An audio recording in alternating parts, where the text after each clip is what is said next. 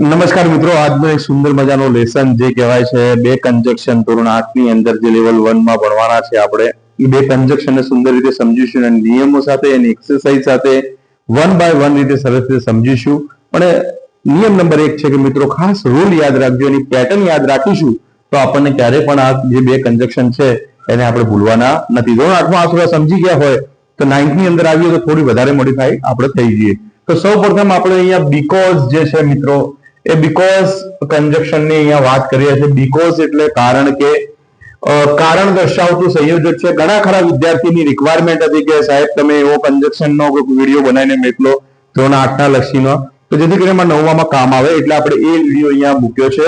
કારણ દર્શાવતું સંયોજક છે મિત્રો. ખાસ એક વસ્તુ યાદ રાખજો કે બીકોઝ એ કારણ દર્શાવે. આપણે દાખલા પહેલા નંબરે પાસ થયા હોય તો પહેલા નંબરે પાસ થયા કારણ કે અમે સખત મહેનત કરી હતી. ગુજરાતીમાં આવું બોલીએ છીએ.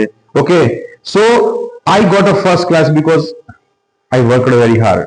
સો આ સેન્ટેન્સ ને આપણે બીકોઝ થી કારણ દર્શાવવાનું છે. અહીંયા પેટર્ન લખી છે, પરિણામ વાચક વાક્ય પહેલું આવશે, પછી બીકોઝ આવશે, પછી કારણ દર્શક વાક્ય આવશે.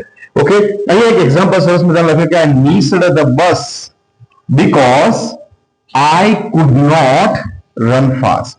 હું ઝડપથી દોડ્યો નતો, કારણ મારું ઝડપથી ના દોડ્યો એટલે હું બસને શું કહ્યું ભાઈ ચૂકી ગયો હતો. રાઈટ. એ રીતે સેકન્ડ છે I failed in the exam because શું કારણ છે I did not work hard. મેં સખત મહેનત નહોતી કરી એટલે હું એક્ઝામમાં ફેલ થયો. તો તમને બધાને ખ્યાલ આવી ગયો હશે મિત્રો સુંદર રીતે કે બીકોઝ એનો ગુજરાતી અર્થ કારણ કે થાય, પણ બીજી વસ્તુ કે બીકોઝ પછી હંમેશા કારણ દર્શક વાક્ય આવે છે અને બીકોઝ પહેલા હંમેશા પરિણામ વાચક વાક્ય આવે છે.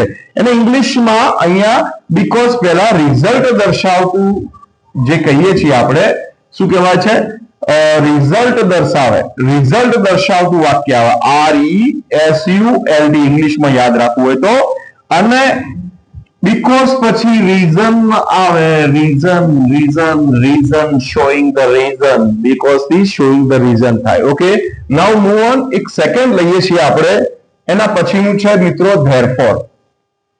ધેરફોર ની અંદર તમને બધાને ખબર હશે કે ધેરફોર એટલે તેથી થાય, અને એની સાથે બીજું કન્જક્શન મેં લઈ લીધું છે એ સો છે. સો એટલે પણ તેથી થાય. એ પણ મિત્રો પરિણામ દર્શાવે છે. પરિણામ દર્શાવતું સંયોજક છે આ રીતે આપણે બધા કહીએ છીએ રિઝલ્ટ ઇંગ્લિશમાં. રાઈટ નાઉ તો પહેલા ઊંધું ધેરફોર પહેલા શું આવશે, કારણ દર્શક વાક્ય આવશે અને ધેરફોર પછી હંમેશા પરિણામ દર્શક વાક્ય આવશે. કઈ રીતે જોઈએ છે, આઈ વર્કડ હાર્ડ સખત મહેનત કરી. સો લખો અથવા ધેરફોર લખો, બંનેમાંથી એક લખો સાચું પડશે. આઈ પાસ્ડ ધ એક્ઝામ, મેં પરીક્ષા પાસ કરી નાખી. Okay, now I run very fast. So લખો અથવા ધેરફોર લખો, બંને સગા જુડવા ભાઈઓ છે. Okay, I got the first prize. તો I hope you understand very well કે બીકોઝ પછી કારણ દર્શક મતલબ રીઝન દર્શાવતું વાક્ય આવે અને ધેરફોર નો સો પછી પરિણામ દર્શક વાક્ય આવે છે. આપણે એક બીજા વાક્યને હવે આપણે એક્સરસાઇઝ રૂપે જોઈએ છીએ. Move on. હવે અહીંયા આપણી પાસે એક સુંદર મજાનો એક ટેબલ છે આખા. રાઈટ, એક ટેબલ ને આપણે જોઈન કરવાનો છે મિત્રો. મેચ ધ ફોલોઈંગ પૂછાય છે. Right, match the sentence A with those B using the because or therefore. A ને B સાથે જોડવાનો છે. બંનેમાં because અથવા therefore ની વાક્યો જોડવાના છે. અહીંયા 1 by 1 10 વાક્યો છે. અહીંયા પણ 10 વાક્યો છે. અહીંયા કયા રીઝન દર્શાવે છે, કયા રિઝલ્ટ વાળા મિક્સ છે, આવા પણ રીઝન ને રિઝલ્ટ વાળા મિક્સ છે, એકબીજા સાથે આપણે જોડીએ. તો સૌપ્રથમ પહેલું વાક્ય Mr. Modi is late, therefore he missed the bus. Keep in the mind. Mr. Modi is late, therefore he missed the, જે જ કહીએ છીએ વાક્યમાં missed the bus. તો આ વાક્ય અહીંયા જોડાઈ જશે, પણ વચ્ચે આપણે કન્જક્શન વાપરવાનું છે therefore. One by one sentence લખી દઈએ છીએ. આ જોડવાનું આ રીતે લખવાનું રહેશે. Jatin has won the match, therefore he will get the gold medal. The teacher is absent. Teacher absent છે તો હવે because ના લખાય, therefore તેથી હવે શું રિઝલ્ટ આવશે, there will be no test today. આજે એક પણ ટેસ્ટ થશે નહીં મિત્રો. we cannot go outside. આપણે બહાર જઈ શકવાના નથી. therefore ના લખાય. કેમ નથી જવાનું, એનું કોઈ કારણ હશે તો જો right down because it is a raining. Vipin is not well. હવે એને સારું નથી તો એને શું કરવું જોઈએ? રેસ્ટ કરવો જોઈએ, તો પરિણામ આવે. So therefore he will take a rest. મિત્રો એક વાત કહું છું, વાક્ય રીડ કર્યા પછી તમને એવું લાગે કે એના પછી પરિણામ દર્શક વાક્ય આવશે તો તમારે ધેરફોર લખવાનું, એના પછી કારણ દર્શક વાક્ય આવશે તમારે બીકોઝ લખવાનું. જોઈએ છે number 6. Bharat can not call his mother because he has lost his mobile. કારણ કે મોબાઈલ જ ખોવાઈ ગયો, કઈ કોલ કરશે એટલે કારણ આવ્યું. Okay, mother is angry because you have not cleaned the room. કારણ છે ગુસ્સો ક્યારે આવ્યો? કારણ કે એને ઘર સાફ નતું કર્યું. I can not come for the picnic because I have to look after my mother. Nita is happy because she has got a new bicycle. તો એની હેપીનેસ નું કારણ છે શું છે ભાઈ? કે નવી સાયકલ લાવી છે. Grandfather is tired, therefore he will not come to school. So I hope you understand very well. આ જે જોઈનિંગ સેન્ટેન્સ પહેલી એક્સરસાઇઝ છે, મોડિફાઈ કરી છે. પહેલી એક્સરસાઇઝ 1 by 1 સેન્ટેન્સ જોઈને આપણે વાક્ય જોયા. હવે બ્લેન્ક રૂપે વાક્ય જોઈએ. મિત્રો મેં તમને પહેલા પણ કીધું, હાલ પણ કહું છું, practice makes a man perfect. જો પ્રેક્ટિસ કરશો તો પરફેક્ટ થશો. Okay, write down. તો અલગ અલગ પ્રકારની એક્સરસાઇઝ કરવી પડે. Sameer is late, therefore his mother is worried. તેથી એની માતા ચિંતા કરવા લાગી. The children have holiday, therefore they can play. તેથી તેઓ રમી રહ્યા છે.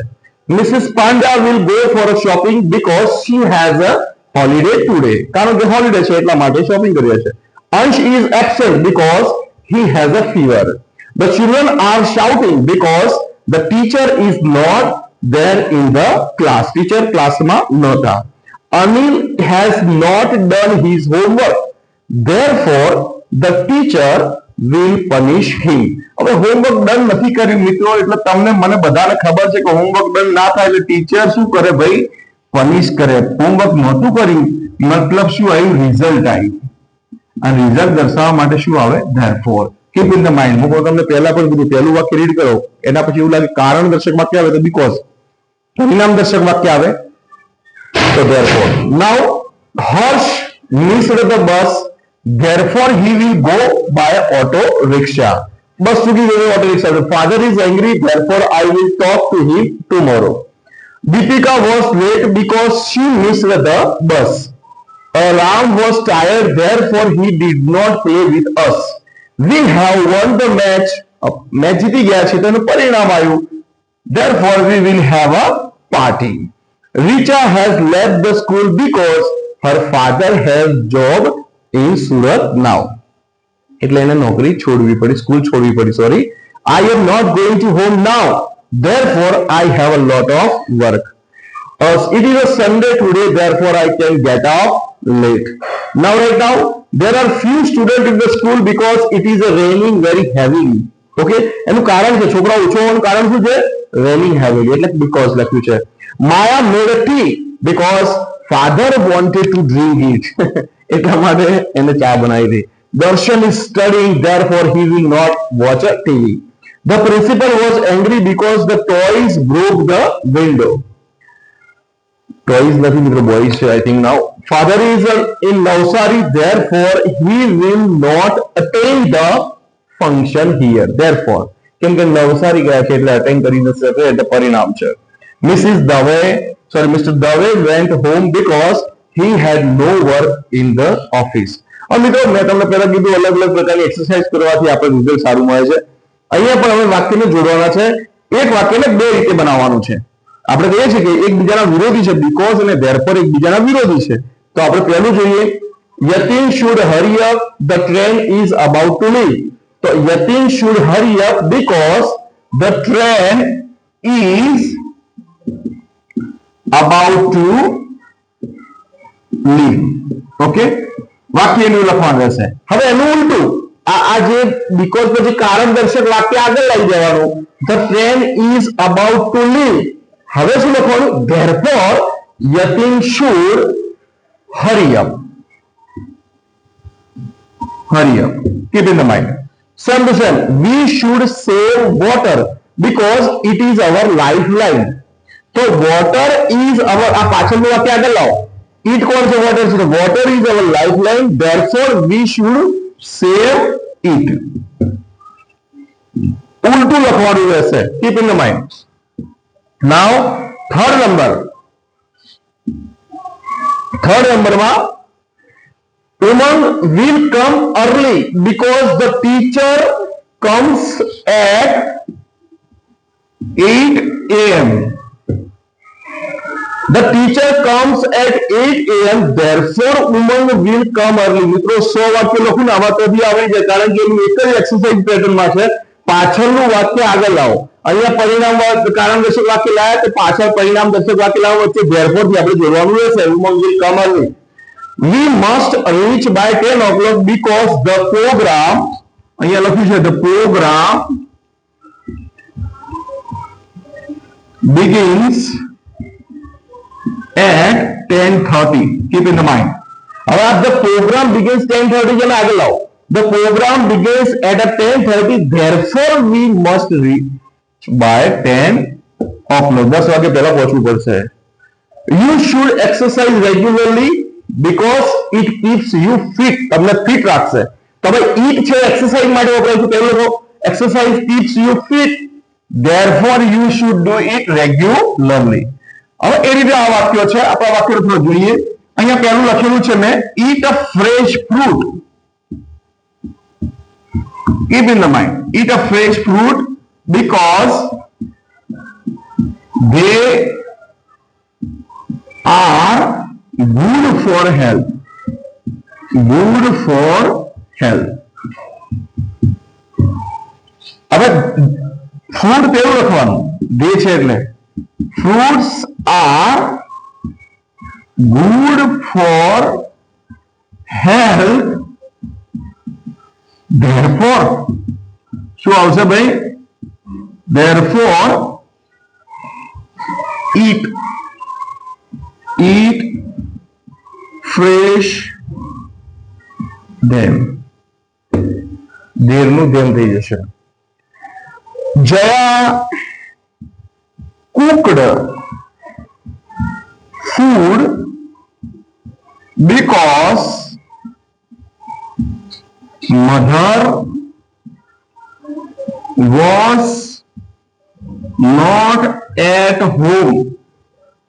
ઓકે, હવે મધર વાળું વાક્ય આગળ લઈ જવાનું. Mother was not at home. Therefore, તેથી જયા કુકડ ફૂડ. જયાએ જમવાનું બનાવી દો ભાઈ. જયા કુકડ ફૂડ. ધ્યાન રાખો, વાક્યની પેટર્ન સમજી લો અને પેટર્ન સમજી લેશો તો 100 વાક્યોને તમને ઇઝીલી પાડી દેશો. ફક્ત પેટર્ન સમજો. Okay, Geeta came late because she was busy. Okay, હવે Geeta was busy લખવાનું. Geeta was busy. Therefore, she came late. She came late. મિત્રો સર્વનામ વાપરવાનું. Okay, now do not cut tree. Do not cut trees because trees are important for environment. અહીંયા વાક્ય લખવાનું. Trees are important for environment. Therefore,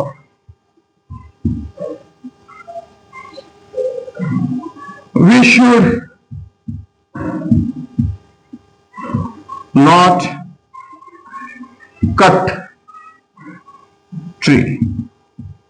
और घना खरा विद्यार्थी मित्रों એવું લખે કે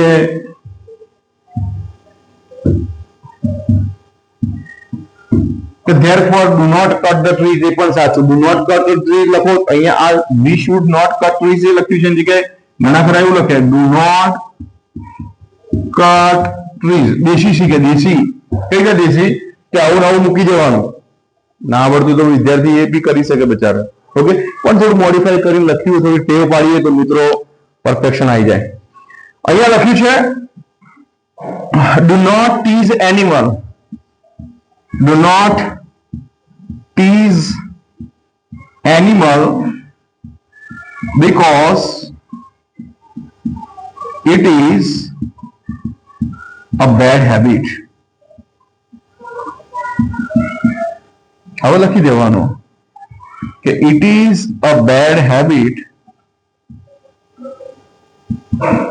therefore આ બેડ હેબિટ છે તેથી સરસ અક્ષર લખું therefore. ઘણા ખરા જોઈને ગયા છે સાહેબ શું લખ્યું?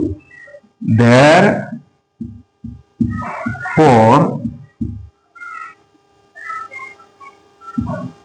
do not tease animal. અને ઘણા ખરા આવું પણ લખાય કે we should not tease animals. Okay, so I hope you understand very well મિત્રો. સુંદર રીતે તમે સમજાય છો કે બીકોઝ અને ધેરફોર બંને એકબીજાના વિરોધી છે. આગળનું પાછળ, પાછળનું આગળ. ઓકે, એક કારણ દર્શાવે છે તો બીજું પરિણામ દર્શાવે છે.